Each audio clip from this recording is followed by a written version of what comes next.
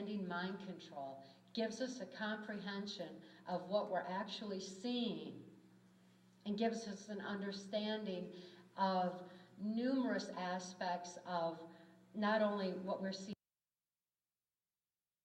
Mind control, understanding mind control, gives us a comprehension of what we're actually seeing and gives us an understanding of numerous aspects of not only what we're seeing in society, but on a global scale as well. Because it's the common thread that ties everything together. It's that last piece of the puzzle that pulls the whole picture into focus where we can actually fully understand what it is we're seeing. Because once we understand it, we no longer have to fear it. We're no longer left to superstition. We're no longer left to fearing what's coming next, what's coming next. Instead, we don't. We know exactly what's going on, and we can think beyond what we're being told. We can think beyond what the media allows us to know. We can expand our thinking and learn to stand strong with a strength of spirit and soul conviction to make a positive difference in our own lives and in our own little areas of society. And ultimately that will expand further and further and further. But it begins with awareness. The abuse that I was enduring under MK Ultra mind control was so extensive that I lost all my awareness. I lost my ability to reason. I lost my ability to question anything. More and more, I could only do exactly what I was told to do with no ability to hope anymore that there was some place in the world where people didn't hurt each other. Not only was my whole environment saturated with this abuse, but I couldn't even think anymore to hope.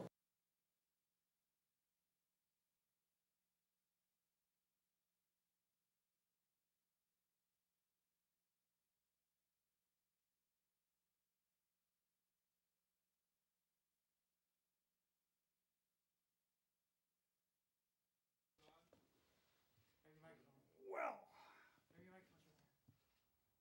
and we are live right here in my hand. Okay. That was, if you don't know that face, it should be very familiar. That was Kathy O'Brien, who was under the control of a wicked person named Dick Cheney, who was vice president and in and around the White House as the New World Order globalist man on the job to control our presidents. The reason I bring this up is not because of former Representative John Dingell's recent blurb in a Tool magazine, where he said we need to abolish the United States Senate. He's senile, he's bitter, he never could get a Senate seat, but he was in the House of Representatives for a long time and he knows a thing or two. I would agree that we should have public financing, but only when we know our votes are honestly and reputably counted with checks that we the people can tune in, go to where the votes are being counted, and actually verify that our votes are being correctly tabulated and recorded.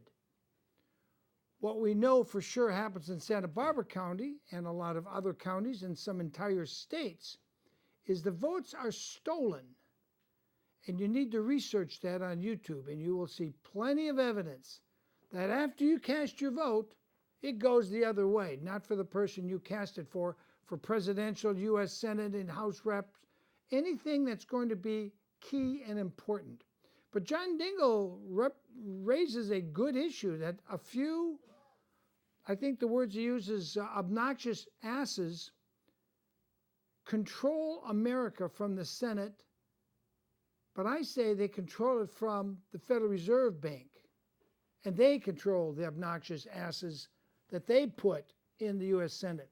The solution is not to abolish the U.S. Senate and change the Constitution that way. The solution is to get the House of Representatives up to about 3,000 plus members. That means we have to have House districts are 20,000 or less. So take a city like Santa Maria, you would have 5 House of Representatives.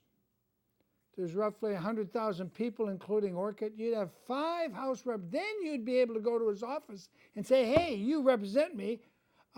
Tell these knuckleheads we want our troops pulled out of 100 countries where they don't belong.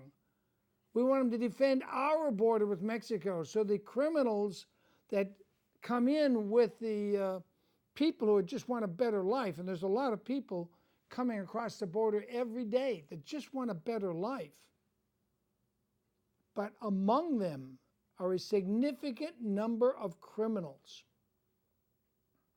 I myself have been to that border and to that park in Arizona that's got signs posted, dangerous because there's criminals coming across the Mexican border. And they come on jeeps with machine guns mounted to protect the people they're smuggling in, as well as the drugs and every other illegal thing they're bringing in. And it blows my mind that all this attention on the corporate media has been focused not on that little park in Arizona on the border of Mexico, but all the big media's been looking over at this wall that's not completed near San Diego and people storming our border patrol. Ridiculous. This is what I call mind control. They're taking you somewhere you can't go mentally. And that's why I brought this clip that I personally taped. This is my own filming of Kathy O'Brien back when her cohort, Mr. Phillips, was still alive. He passed away about 1.5 years, 2 years ago, I guess. And he used to work for the CIA. He was one of their control agents, and allegedly he let himself slip and he fell in love with Kathy and decided to help her get free from the system of CIA mind control. I know this is hard for some of you people to digest, especially this time of year when we should be talking about fairy tales like Santa Claus flying at 20,000 feet elevation in an open sleigh with 8 reindeers, or Rudolph leading the bunch and all that fairy tale stuff. Shh, kids, if you're under 5, don't pay attention to what I'm saying right now. But, you know, if we're ever going to get our republic back, where we, the people, actually control all 3 branches of government, which we don't control any of the branches right now, I'd like to think that Trump is not part of the New World Order, yet I haven't seen him get Hillary indicted. He keeps letting Mueller play his little game. What a bunch of nonsense. Indict Hillary. We know she stopped the SEALs. They've been on public television, if you caught it, saying, yes, we were ready to go and save our gay ambassador that was being stormed at the Libyan ambassador's compound. We could have saved him. We could have saved the other 2 people, the other security agents that were killed there defending our territory in Libya. That ambassador's compound is technically our territory. Every country that has an ambassadorship, the host country literally gives control of that compound over to the foreign country that has their ambassador.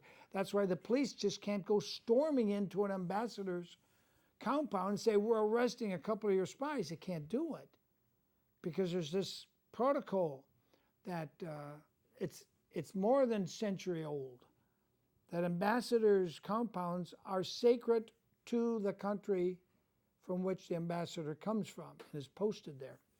So Hillary let this guy get murdered. His name was Stevens, I think. And she then had to destroy all her emails, but she wasn't using a secure server.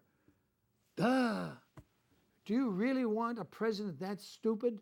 Well, guess what? The Democratic Party did.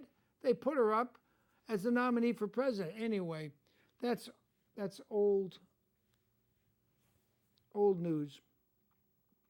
Why Kathy's statements are important is we just got bombarded by mind control on virtually every network, CNN, Fox News especially, ABC, CBS, NBC, not so much the BBC, but all the major networks pounded us with this, oh, a great president has fallen, oh, George Herbert Walker Bush. You know, he was a stinker, to be polite. Now, I can understand why his 4 sons all grieved, as their father. And fathers do certain things to children and, spend time and play with them and support them.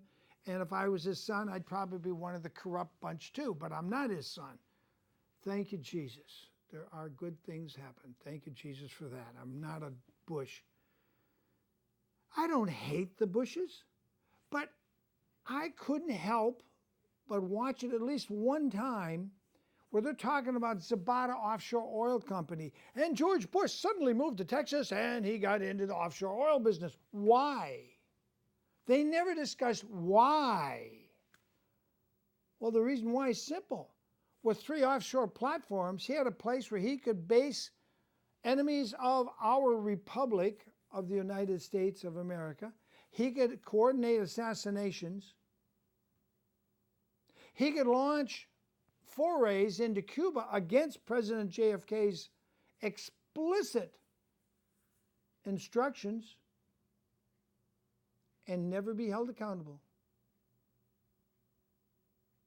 Why didn't they ask, who were these other partners of Zapata Offshore Oil Company? Oh, they might have been CIA operatives. They may have been Arabic CIA operatives. They may have been connected to the royal family, Saud family of Saudi Arabia. And it may have brought up other issues they didn't want you to think about, because this was all about what a wonderful guy he was. He was such a nice guy. We're all going to cry tears. I didn't shed a single tear. And I kind of want to, if I could look down through another dimension and look way down, might see him down there in hell burning along with Tom Sneddon and other criminals. He was a one-term president, they lamented. Yeah, for good reason. And we, the people, back in that day, the youngsters today that are under 40 won't remember, but we remember. He said, I promise you, no new taxes. So we elected him. Bam, he hit us with a new tax right away. He didn't waste any time. Bam, got to have a new tax. Of course, they excused that and said,